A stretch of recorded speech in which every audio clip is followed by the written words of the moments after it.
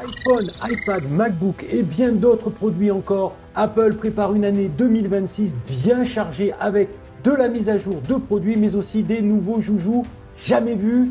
Allez, si toi bien installé et bien hydraté, on va y aller. Salut à tous, j'espère que ça va bien, que vous kiffez la life. C'est la première vidéo longue de l'année, alors j'en profite bien sûr pour vous souhaiter une merveilleuse année 2026 avec de la santé, de l'amour et de la réussite dedans. Que la force soit avec vous, hein. Et ouais, fait spécial.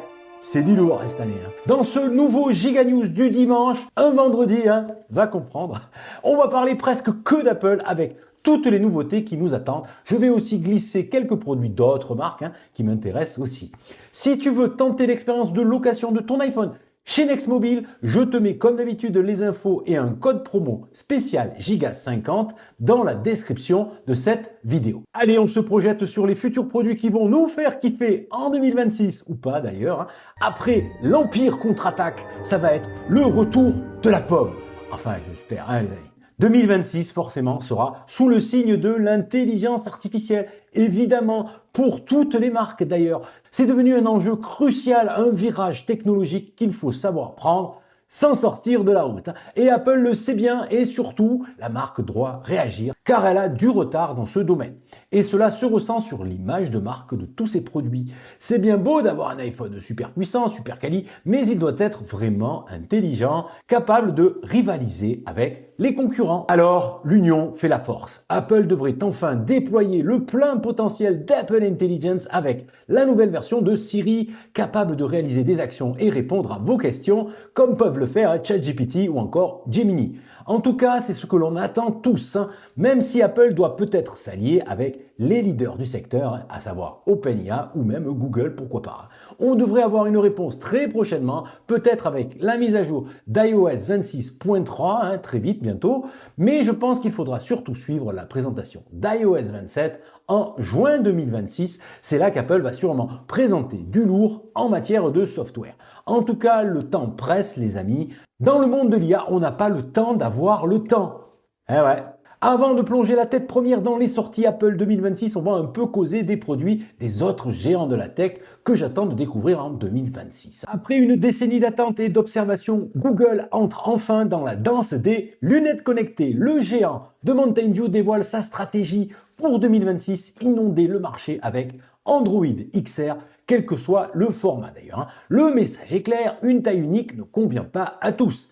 Excite le hardware maison douteux, Google mise sur des partenariats solides. Alors, investissement de 75 millions de dollars chez Warby Parker et alliance stratégique avec les cohérents Gentle Monster ou encore Samsung. Et cette fois-ci, la marque va vouloir éviter le bid de ses premières Google Glass présentées, je vous le rappelle, en 2012. Google ne mise pas tout sur une seule carte du coup. Cette année, deux types de lunettes intelligentes devraient faire leur apparition. La première catégorie s'inscrit directement dans la tendance actuelle, des lunettes screen-free comme on dit, sans affichage tête haute, sans écran en fait, mais dotées de micros, de haut-parleurs et même de caméras.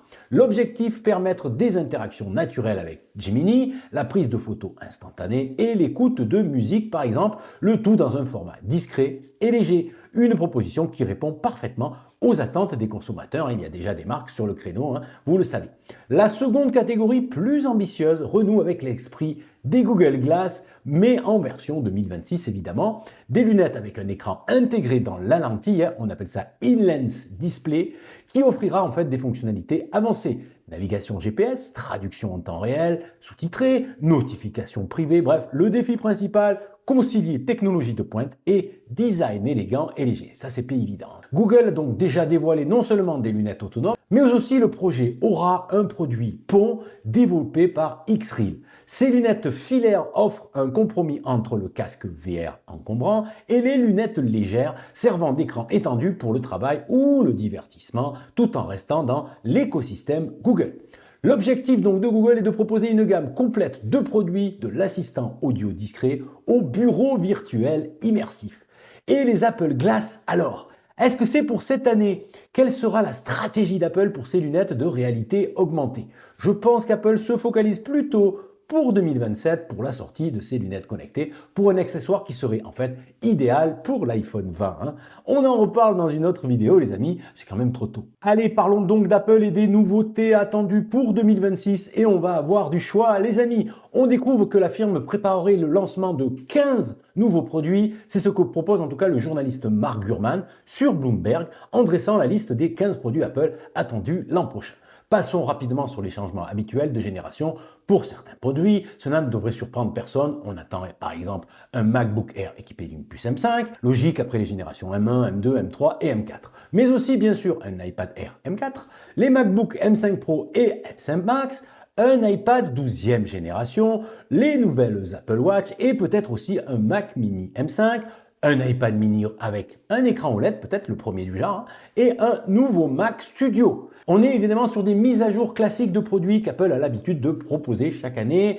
Rien de révolutionnaire sur le design ou encore les fonctionnalités proposées. C'est souvent la puce, la grosse nouveauté, et puis c'est tout. Alors pour l'arrivée des écrans OLED sur les MacBook Pro, je pense que ce sera pour 2027 pour ma part. Bien sûr, on n'oublie pas les iPhones et le premier modèle qui devrait être présenté cette année, c'est l'iPhone 17e. Le modèle qui remplace la gamme DSE devrait en effet arriver pour succéder à l'iPhone 16e. Apple a en effet intégré son iPhone accessible, économique, pas trop cher, dans sa gamme. Là aussi, rien de révolutionnaire, mais quand même du mieux attendu pour l'iPhone autour des 700 €, je vous le rappelle. On parle de l'arrivée du MagSafe, la recharge sans fil, de la Dynamic Island, d'une meilleure caméra avant et même de la puce A19. Un iPhone qui pourrait être vraiment intéressant pour tout le monde. Bien sûr, Apple devrait aussi nous présenter une gamme d'iPhone 18, mais seulement les modèles d'iPhone 18 Pro et 18 Pro Max cette année. Bon, paraît-il en tout cas. Alors, quoi de neuf? Eh ben, une Dynamic Island plus petite, une nouvelle puce gravée en 2 nanomètres, assez hyper fin, un design inchangé, mais de nouvelles couleurs sont attendues pour les modèles des iPhone 18 Pro. Je vous en ai déjà parlé précédemment sur la chaîne. Alors, si c'est pas le cas, pense à t'abonner, c'est gratuit et c'est gentil. Et enfin, Apple préparerait en 2026 des nouveaux produits sans prédécesseur à la manière du Vision Pro récemment. Voilà, une toute nouvelle gamme de produits. On pense notamment au premier iPhone pliant attendu pour la fin de l'année 2026 et au lancement potentiel des lunettes IA concurrentes des Meta Ray-Ban. Pour l'iPhone Ultra, c'est comme ça que j'appelle l'iPhone pliant d'Apple, je vous mets le lien d'une vidéo dédiée juste ici si vous voulez en savoir plus. Alors, on parle d'un écran avec un pli presque invisible, un format très original et un prix qui devrait nous faire très mal. Voilà en résumé ce qui nous attend pour cet iPhone Ultra. Oui, on parle d'un tarif autour des 2500 € quand même. Quant aux Apple Glass, les futures lunettes connectées de la pomme, ça fait plusieurs années que l'on attend leur sortie, même si les dernières rumeurs parlent plutôt de 2027, l'année des 20 ans de l'iPhone. En tout cas, Apple devrait se positionner sur ce nouveau marché sur lequel Google devrait s'installer cette année, comme je vous l'ai expliqué précédemment. Apple devrait également lancer une nouvelle gamme de produits pour la maison connectée avec de l'IA dedans. Par exemple, un écran HomePod connecté capable d'être installé à un mur ou un kit de caméra de sécurité même. Mark Gurman ne mentionne pas dans son article le tout nouveau MacBook attendu avec une puce d'iPhone et qui devrait permettre à Apple de baisser le prix d'entrée de son univers de PC portable. Certaines rumeurs prédisaient une arrivée dès la fin de l'année 2025, mais clairement, c'est pas le cas. Donc 2026 pourrait être l'année du MacBook autour des 700 €, ce qui changerait la donne quand même. Apple est-il prêt à viser un public plus large cette année? Car un MacBook pas trop cher, même avec une puce d'iPhone, ça donne envie. Voilà pour ce nouveau JND du vendredi, le premier de l'année. Si ce format vous plaît, dites-le dans les coms, likez, boostez, bref, à vous de jouer. Et en attendant, vous retrouvez plein d'autres infos dans mes précédentes vidéos. La playlist apparaît juste ici. Prenez soin de vous, résistez à la nouveauté et encore une fois, bonne année à tous. Salut!